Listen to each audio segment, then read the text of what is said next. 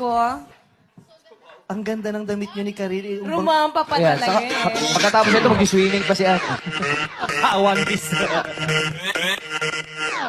Ano ka ba? Ready na ako for birthday ni Liz Uy. Oh, itay mo kami ng Lisa. Dali na, huwag ka na tumatalak. Mag-show lang kami. Okay. Ito si Ann. Lagi namin itong niloloko. Kasi si Ann, siya talaga yung, pag pumasok dun sa showtime, di ba, putyo-putyo yung damit. Wasak na shorts, maluwag na t-shirt, hindi pa planchado. Tapos pusod na buhok, na basa pa. Pero, ang ganda. Maganda ka din naman, girl. Saan? Every day. Promise? Maganda ka. Tapos, ito naman si Karil. Si Karil, ito yung maayos. Kasi ito, ito kasi balahura di ba? Ito, siya yung maayos. Siya yung Balahura effort talaga. lagi. Siya yung effort sa pagdadamit. Tapos, bibusitin namin siya lagi.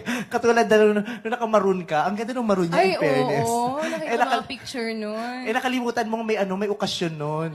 Saktong-sakto eh, no? Saktong-sakto ng ng posisyon ng Nazareno. Nasa